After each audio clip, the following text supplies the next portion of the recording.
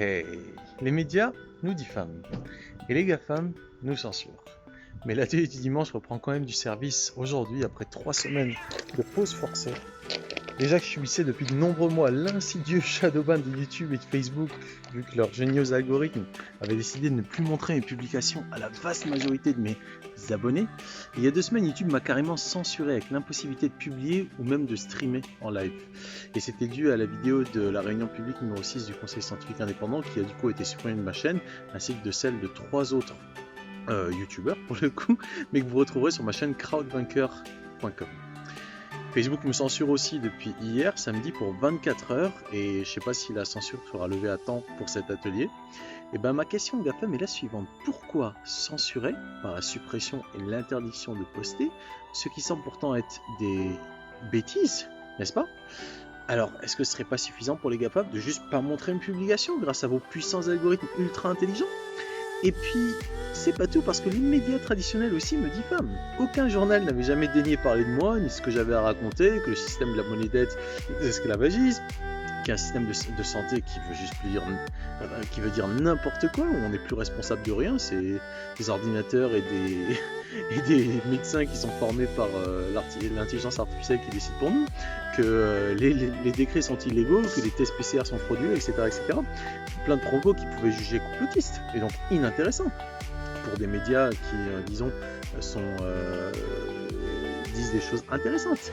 Mais là, j'ai été trop loin. J'ai carrément osé toucher au Grisby en m'attaquant à l'organisation de leur système des castes, à savoir ce système politique de la représentativité organisée autour des élections. Et bien, en voulant remettre ça en question, en voulant hacker le système politique, ou tout du moins encourager les gens à le faire, j'étais trop loin dans le complotisme. Et ça, c'est inacceptable pour eux. Donc voilà, ils ont juste balancé un paquet d'articles diffamatoires à mon sujet, et au sujet de Louis Fouché et tant d'autres, dans l'Alsace, dans Mediapart, dans Le Monde, dans France TV, Allo Docteur, Le Parisien, Conspiracy Watch. D'ailleurs, Conspiracy Watch et Le Monde, je leur ai envoyé une invitation à venir participer à cet atelier du dimanche, parce qu'ils m'ont contacté, Le Monde surtout m'a contacté, mais vu qu'il y a un article ad hominem sur moi sur Conspiracy Watch, je l'ai également invité. On va voir s'ils vont venir, mais moi j'ai une question pour eux, ces journalistes. Si ce que l'on dit c'est faux, si c'est idiot, incohérent, indigne de l'intelligence des bonnes gens rationnels qui ne croient pas à la possibilité d'un quelconque complot, alors pourquoi se préoccuperait-il de donner une quelconque visibilité à d'insignifiants théoriciens du complot? Pourquoi ces sociétés qui sont financées par des milliardaires prendraient la peine de payer des journalistes pour écrire des articles diffamatoires sur des petits gars comme moi à la portée médiatique insignifiante? En fait, ils me donnent de la visibilité, c'est idiot.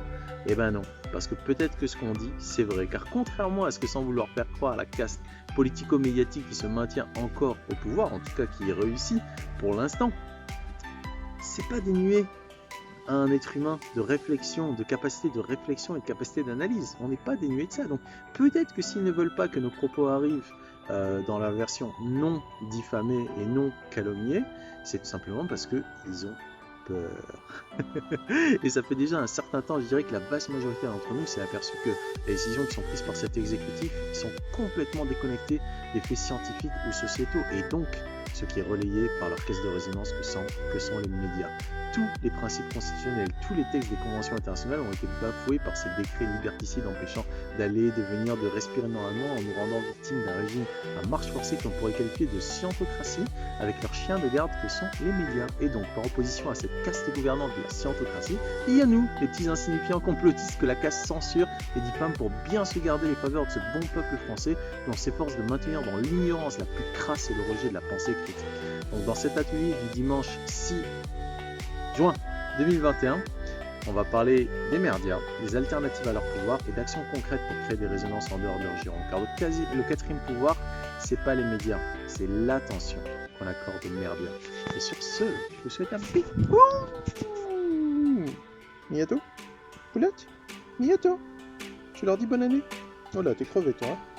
Et bonne année.